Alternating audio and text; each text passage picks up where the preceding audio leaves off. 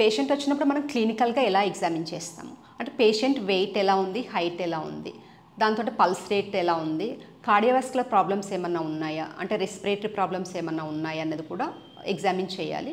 దాంతో మనకి body mass index ఎలా ఉంది, దాంతో మనకి హిప్ అండ్ వేస్ట్ రేషియో ఎలా ఉంది, నడుము చుట్టుకొలత ఎలా ఉంది, ఇవన్నీ ఎగ్జామిన్ చేయాల్సి వస్తుంది. ఎప్పుడైతే హిప్ అండ్ వేస్ట్ రేషియో ఎక్కువగా ఉందో వాళ్ళు మోర్ ప్రాన్ ఫర్ డయాబెటిక్ ఉంటారు కాబట్టి, అంటే ఫ్యామిలీ హిస్టరీ ఏమైనా ఉంది అనుకున్నప్పుడు కూడా మనకి ఇది హెల్ప్ అవుతుంది. అంటే మనము ఈ మెనోపాజల్ వాళ్ళకి ఏ విధమైన ఇన్వెస్టిగేషన్స్ అవసరం పడతాయి అంటే కంప్లీట్ బ్లడ్ పిక్చర్ ఒకటి అవసరం పడుతుంది, ఆర్బీఎస్ ఒకటి, complete urine examination, thyroid profile, RBS, fasting, post lunch. దాంతోపాటు మనము బ్రెస్ట్ ఎగ్జామినేషన్లో సాఫ్ట్ టిష్యూ స్కాన్ ఒకటి, ఇంకోటి మ్యామోగ్రఫీ అన్నది ఒకసారి చేయించుకోవాలి. పెల్విక్ ఎగ్జామినేషన్లో మనం ప్యాప్స్మియర్ ఒకటి, ఇంకొకటి హెచ్పివి టెస్ట్ అనేది ఇంపార్టెంట్.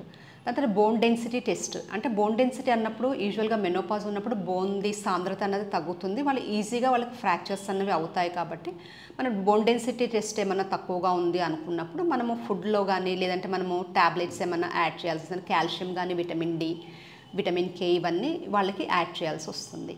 అంటే మెనోపాజ్ అన్నప్పుడు మనకి బోన్ డెన్సిటీ టెస్ట్ అనేది చాలా ఇంపార్టెంట్. ఎందుకు బోన్ డెన్సిటీ ఇంపార్టెంట్ అంటే యూజువల్గా మెనోపాజ్ వచ్చినప్పుడు మనకి ఈ బోన్లో ఉన్న సాంద్రత అనేది తగ్గుతుంది.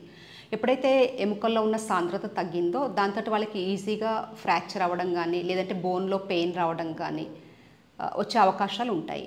అంటే మనకి యూజువల్గా ఏమవుతుందంటే బోన్ అన్నది నిరంతరంగా ఈ బోన్ టిష్యూ అనేది అబ్జార్బ్ అవుతుంది, మళ్ళీ కొత్తది రీప్లేస్ చేస్తుంది. అంటే ఆస్టియోబ్లాస్టిక్ యాక్టివిటీ, ఆస్టియోక్లాస్టిక్ యాక్టివిటీ అంటారు.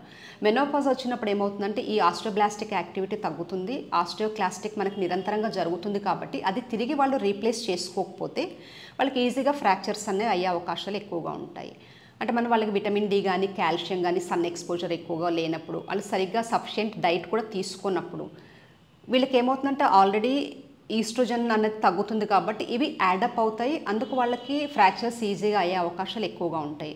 అందుకు మెయిన్గా మనకి బోన్ డెన్సిటీ అనేది చాలా ఇంపార్టెంట్ గేమ్ ప్లే చేస్తుంది.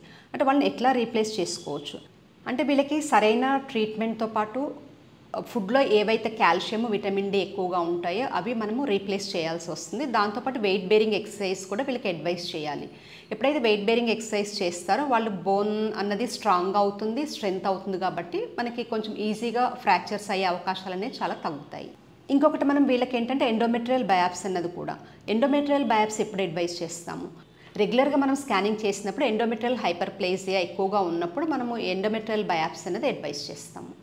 ఇంకొకటి మనం కామన్గా చేసేది యూరోడైనమిక్ స్టడీ అంటారు, అంటే స్ట్రెస్ ఇన్కాంటినెన్స్. యూజువల్గా మెనోపాజల్ ఉమెన్కి ఏమవుతుందంటే యూరిన్ అన్నది కొంచెము స్ట్రెస్ ఎక్కువగా ఉన్నప్పుడు కానీ స్ట్రెయిన్ అయినప్పుడు కానీ దగ్గిన తుమ్మిన వెయిట్స్ ఏమైనా లిఫ్ట్ చేసినప్పుడు లేదంటే కొంచెం సింపుల్ ఎక్సర్సైజ్ చేసినా కానీ యూరిన్ అన్నది వాళ్ళకి లీక్ అవుతుంది. దాన్ని యూరినరీ ఇన్కాంటినెన్స్ అంటారు. అంటే ఎందుకు అవుతుందంటే ఎప్పుడైతే ఈస్ట్రోజన్ అనేది మనకి తగ్గిపోతుందో దాంట్లో మన బ్లాడర్ మజిల్స్ కానీ లేదంటే యురేథర్ దగ్గర ఉన్న మజిల్స్ కూడా వీక్ అవుతాయి, దాంట్లో మ్యూకస్ మెంబ్రెయిన్ కూడా థిన్ అవుతుంది. దాంతో మనకి కంట్రోల్ లేక ఆ మజిల్స్కి దాంతో యూరిన్ అనేది మనకి లీక్ అవుతుంది. ఇంకొకటి మనకి ఆప్థాల్మిక్ ఎగ్జామినేషన్ కూడా కంపల్సరీగా చేయించుకోవాల్సి వస్తుంది. అంటే ఆప్థాల్మిక్ ఎగ్జామినేషన్ అన్నప్పుడు యూజువల్గా మెనోపాజల్ ఉన్నప్పుడు మనకి క్యాట్రాక్ట్ కానీ గ్లాకోమా కానీ లేదంటే ఈ షార్ట్ సైట్ అనేది చాలా ఎక్కువగా కనిపిస్తుంది. కాబట్టి మనకి ఈ ఆప్థాల్మాలజిక్ ఎగ్జామినేషన్ కూడా ఇంపార్టెంటే. దాంతోపాటు మనకి కార్డియోవాస్కులర్ కానీ రెస్పిరేటరీ ఇన్ఫెక్షన్స్ ఏమైనా ఉన్నప్పుడు ఫిజిషియన్ కూడా కన్సల్ట్ కావాల్సి వస్తుంది.